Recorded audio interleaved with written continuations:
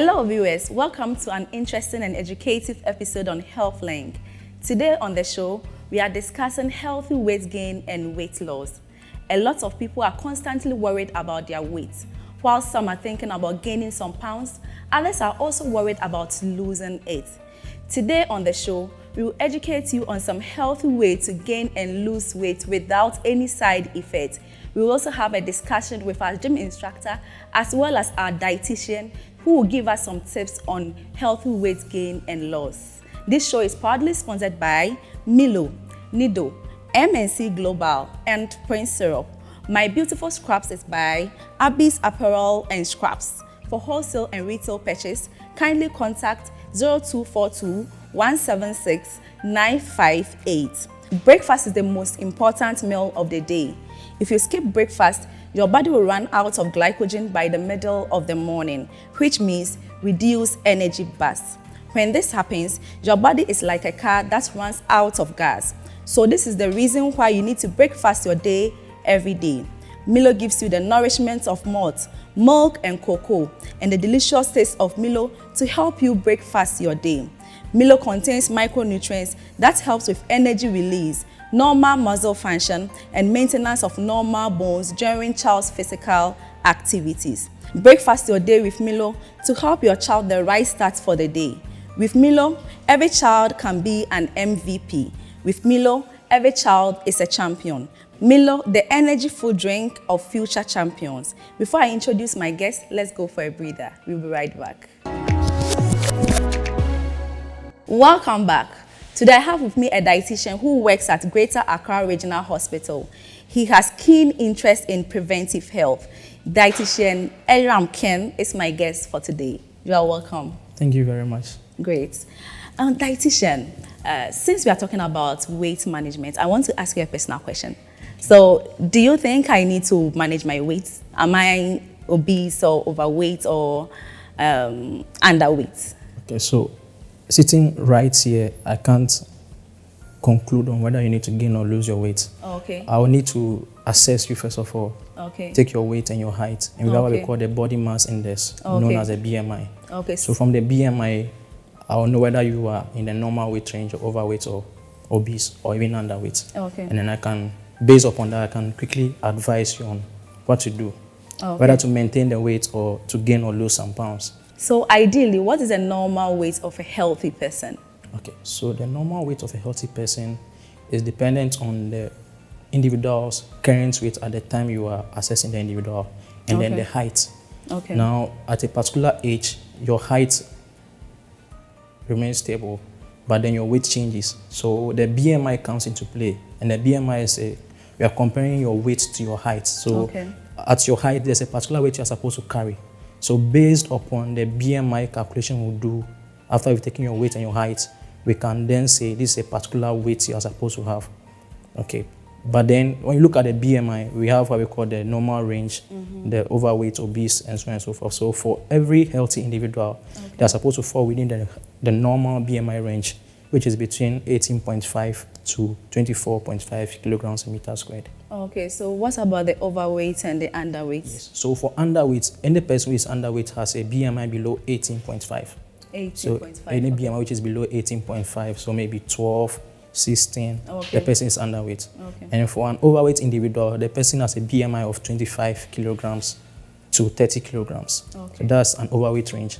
For an obese weight, we have two classes. In fact, we have three classes. We have obese class 1, which is from 30 to 35 kilograms per meter squared. Then from 35 to 40 is obese class 2. Okay. Anybody who has a BMI of 40 and above, we call it morbid obesity. Okay. Yes. I believe a lot of people want to increase in weight.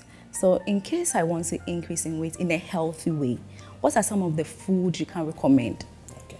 So to increase your weight in a healthy way, like I said previously, you will need to first of all assess yourself whether or not you are in a healthy weight range, or even if you are probably, let's say you are in the underweight range, then how many kilos do I need to gain weight to be in the healthy weight range? Exactly. The ideal weight is the healthy BMI range or the healthy weight range. Okay. So first of all, we assess you. Then based upon that, most of the food options that we'll be looking at to give you are foods which are calorie dense. Yes, so we are looking at If you are underweight, you are looking at increasing your carbohydrate quantities. Okay. And then also the other options, proteins and then fats. Okay. We are looking at increasing them. So each individual has a particular what we call energy need per day. Okay. So when we assess you, and we use your age and then your physical condition at a particular point in time will determine the amount of calories you need. Okay. So using an example, a 25-year-old male will need calories between 1,800 and 2,500 calories. Okay. That's dependent on the physical activity. So if the person is less physically active, we are looking at using the lower range, which is 1,800 kilocalories. Okay. So this 1,800 kilocalories includes the energy from the carbohydrates, the proteins, and then the fats. Okay. So without considering portions, can you just say some meals that can increase your calories or that can increase one's weight? Yes. So our drinks, generally the sweetened drinks, Okay. so most of the sweetened drinks on the market Right. have a lot of calories. When you take them, the main constituent of the drink is carbohydrates or sugar, which is the simplest form of the carbohydrates. So the main constituent is the carbohydrates, which can easily increase your weight. Mm-hmm. Then we have another example is mashed kenke from kenke. Kenke is chiefly carbohydrates with some amount of fiber in there. So these are two examples. For another example is rice, plain rice or polished rice. So if you are somebody that you easily want to gain weight, two of the food choices you could look at increasing to gain the weight is from the carbohydrates and from the fats. Okay. These two can easily make you gain weight. So for somebody who is taking fatty foods, for example, if you take groundnut soup, which is very thick, there's a lot of oil trapped in there. Yes. So if I'm to decide to use groundnut soup to gain weight, maybe so for the next 3 weeks, I'll be drinking thick groundnut soup. Within some days, you will see that the weight gain is coming. Okay. Or I decide to be taking the sweetened drinks. Even some people from fruits, they can gain weight because the sweetness of the fruit is because of the carbohydrates in there. Okay. So these are a few examples. Our banku, our play, our tozafi are all examples. So if you want to gain weight, what you just do is that you're increasing the portion size. So if you used to take 1 ball of banku, you decide to increase about 2 or 3 balls. That means that the calories have increased, so the weight gain will surely come. I've met a lot of pregnant women, and both pregnant women and those who have delivered, like technically known as the PEPRA women, most of them have increased in weight. So I want to know, is it because of the food they are eating that is causing the increase in weight, or is something else? Okay, so aside, for a pregnant woman, aside the increase in size of the fetus and then the amniotic fluid and the placenta, most of the pregnant women, because of their cravings, they tend to go in for foods high in carbohydrates or sugary foods.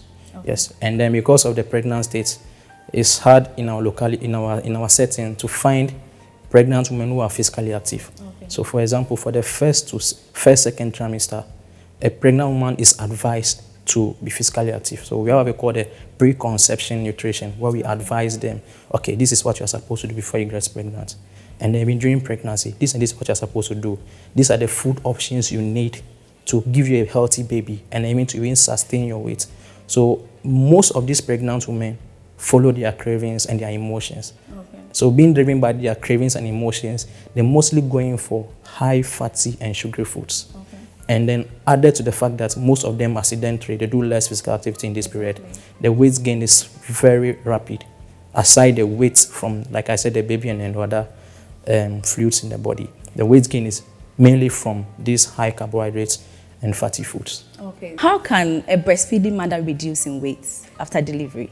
Okay, so right after delivery, it's not advisable for the mother to lose weight because the energy in there, that is the stored carbohydrates and fats, are needed for the breast milk production. So maybe for the first 1 or 2 months, we really do not advise for weight loss.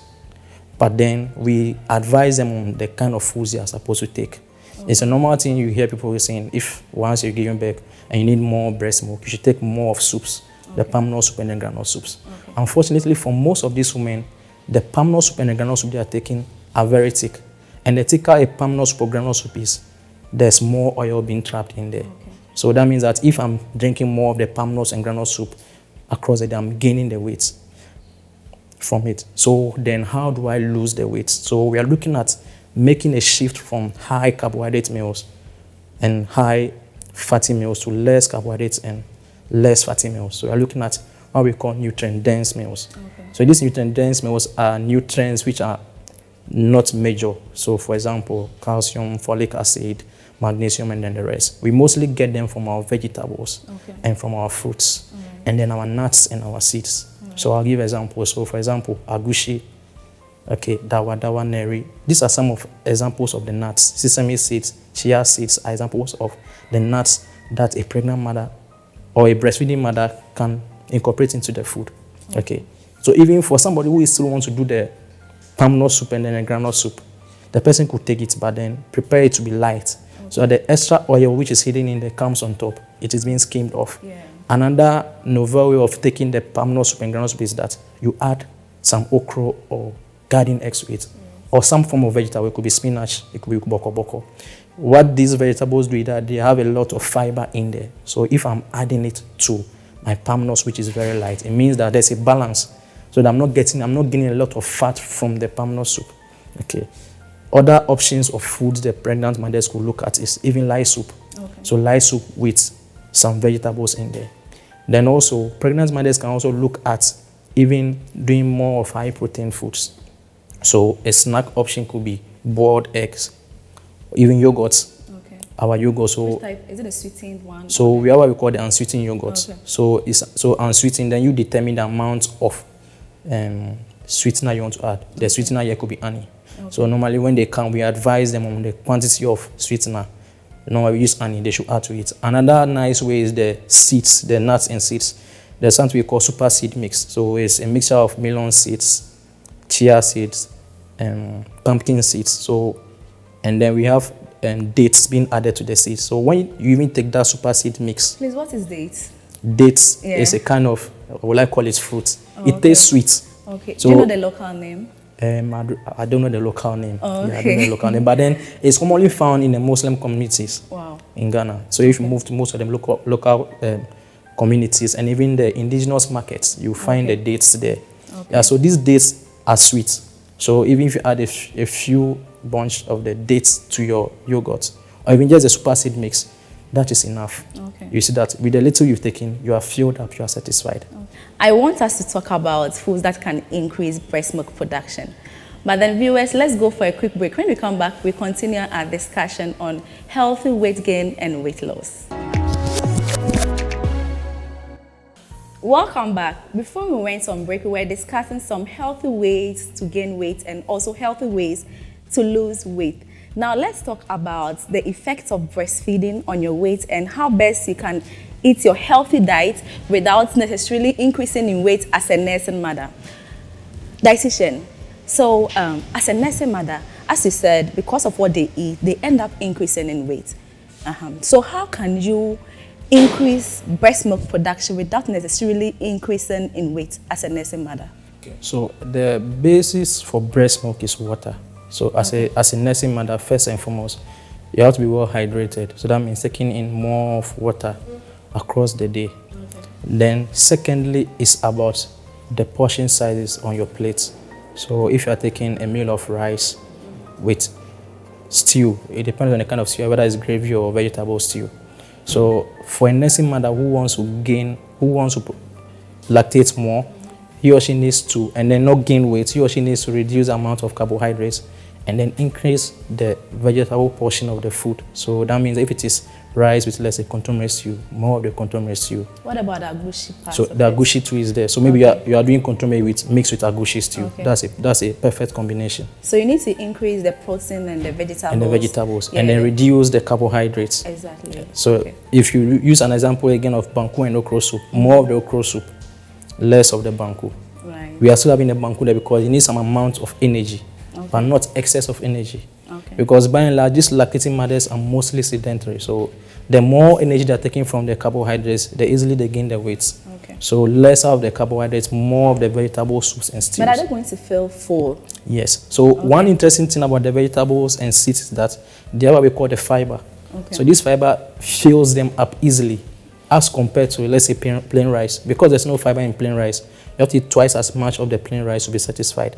So if you are taking a meal of, say, rice with control milk stew and the control milk stew is more, you see that within the shortest possible time, you are satisfied because the fiber in there fills you up. So that feeling of satisfaction makes you not eat too much. And then also you are gaining nutrients which are very necessary for the growth of the baby from the breast milk. Okay. Yes. Dietitian Aram, I've seen a lot of slimming products on the market. Do you think it's good for someone who wants to reduce in weight to take a slimming product?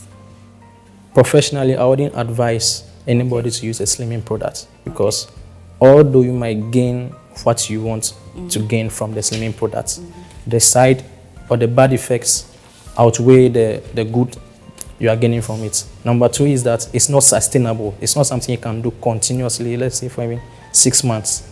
So you do it to a point and then you break. But for somebody who wants to indulge in the slimming products, some of the adverse side effects are that most of them have acute liver conditions after some time. Okay. Most of them, you get to see that they have black stools, they have foul smell coming from them because most of these slimming products, their target is to make you lose fat quickly. That's bad. But then at the end, you are rather losing, although you are losing fat, you are rather losing because it tends to affect most of the organs of the body, like I said, the liver. So some of them, you get to see that, like I'm saying, they have bad breath. Most of these people also, they tend to have headache and dizziness across the day because most of these slimming products don't have even some carbohydrates in them. Or if, normally when we say you're losing weight, you're supposed to reduce carbohydrates. We don't eliminate carbohydrate totally because you are a human being, you are moving about. So you need some amount of energy from these carbohydrates. So these slimming products wouldn't help in the long run. You might achieve the weight loss you want, but then you will come back to the hospital with a lot of conditions and complications. So on the general, I wouldn't advise the general public to use slimming products.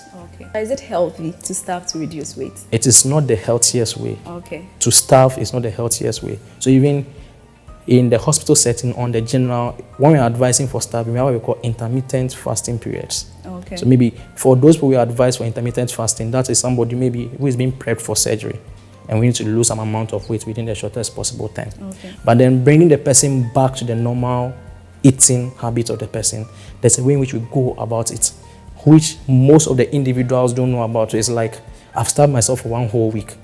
I'm coming back to my normal diet. You see that they tend to eat more and then they gain their weight and then the depression settings like, oh, I've lost the weight I was trying to lose, but now I've gained it back within 1 week. Yeah, so ideally it's not best to starve because on the whole, what you are taking out, which is a carbohydrate, you need some amount of the carbohydrates to sustain you, even the organs, the heartbeats, the digestion in your body and so on and so forth, your eyes and everything, they require some amount of energy, which you get mainly from the carbohydrates. Even your thinking ability, the main source of energy for the brain is carbohydrates. So if you are moving to this slimming course or this starvation, you got to see that you are losing a lot from your system. All right. Thank you so much. What advice do you have for our viewers? So generally to advise our viewers, what I would say is that there's a right way of losing the weight, and then there's a bad way to lose the weight. In both ways, you might achieve the same result, but one will leave side effects which might bring you back to the hospital. So the general advice I'll give to our viewers is to, number one, increase the intake of vegetables in our foods, vegetables and whole grains, which we normally do not do. And also to reduce the intake of these sugary drinks that we take because they have a lot of carbohydrates in there. So more of the vegetables. In fact, we are going natural this time around. Right. Thank you so much, Dietitian Aram. I hope to have another section with you. I think I need to come and personally see you. I'm available. All right, viewers, let's go for a breather. When we come back, we will join our gym instructor for him to take us through some workout activities.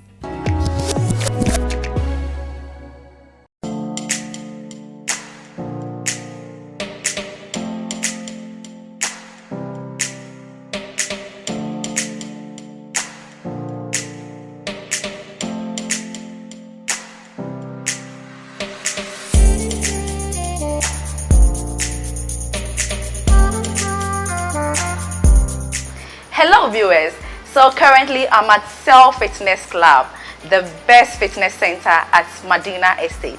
And I'm here with one of their gym instructors who will take us through some of the exercises that will help us gain or lose weight in a healthy way. He's in the person of Gideon. Gideon, yes. Welcome to HealthLink TV show. Thank you very much. Great. I'm honored. As a starter, if I want to lose or gain weight in a healthy way, how many times do I need to exercise? Ideally, depends on how you schedule your day. Okay. You try and decide to exercise, you understand? So what you have to do is to come and tell yourself, okay, I need to dedicate about 30 minutes for myself to do a physical activity, which will, at the end of the day, at least improve on your health and improve on your muscle strength. So as you improve on your muscle strength, you can be able to do more time, or you can maintain that time for a long period of time, and then believe that you're going to achieve your goal. Please, if I want to have a very nice butt as a lady, which one will you recommend? So when you say butt workouts, yeah, for me, I'll say you want to work on lower body workouts. Okay. Squats are really good. Okay. Lunges are also good for Right. So they are like compound movements.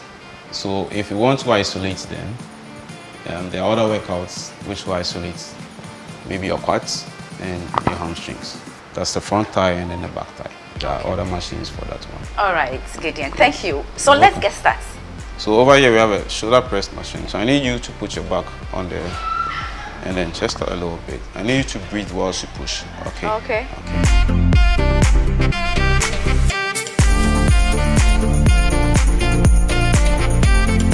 I'm tired already.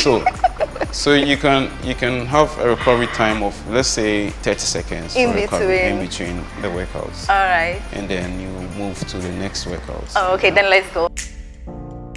We have also here another upper body workout. Okay. Which targets the chest muscles.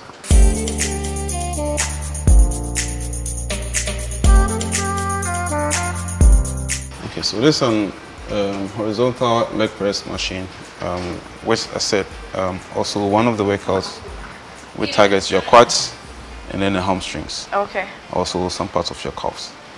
So we're going to lift up our legs onto the pad. 2 legs? Yes, please.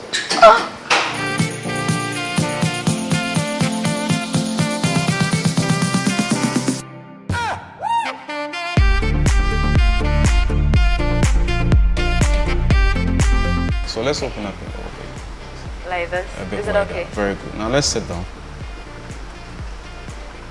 Good. So we'll move forward a little bit. Very good. Pull down.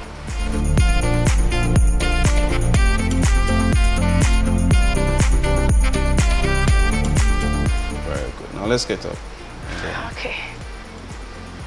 Thank you. That was really amazing. Thank you. So how do you feel? A bit stressed, but I think I'm relieved. Yeah, you will. Yes. Yeah, you will improve. All right. So this is actually what you have to do to increase your muscle strength and then your bone strength as you. During pregnancy, can you come to the gym?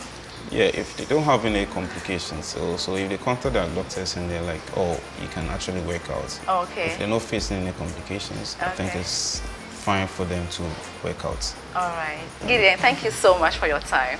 I will surely have a section with you, okay? You should. I need to keep fit. Exactly. Just sculpt your body and then tighten up your muscle and then stay healthy.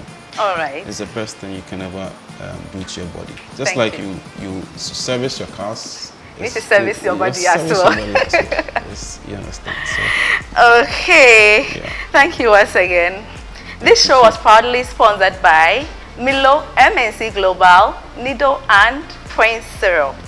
Breakfast is the most important meal of your day. If you skip breakfast, your body will run out of glycogen by the middle of the morning, which means reduced energy burst. When this happens, your body is like a car that runs out of gas. So that is why you need to breakfast your day every day. Milo gives you the nourishment of malts, milk and cocoa, and the delicious taste of Milo to help you breakfast your day. Milo contains micronutrients that helps with energy release, normal muscle function, and maintenance of normal bones during child's physical activities. Breakfast your day with Milo to help give your child the right start for the day. With Milo, every child can be an MVP. With Milo, every child is a champion. Milo, the energy food drinks of future champions. There's no love like the mother's love. No one can protect them like you do.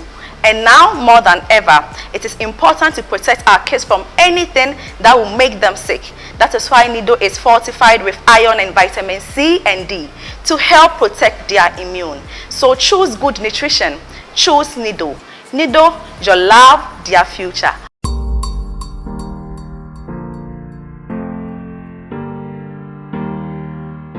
There is no love like a mother's love. No one can protect them like you do. And now more than ever, it is important to protect our kids from anything that could make them sick.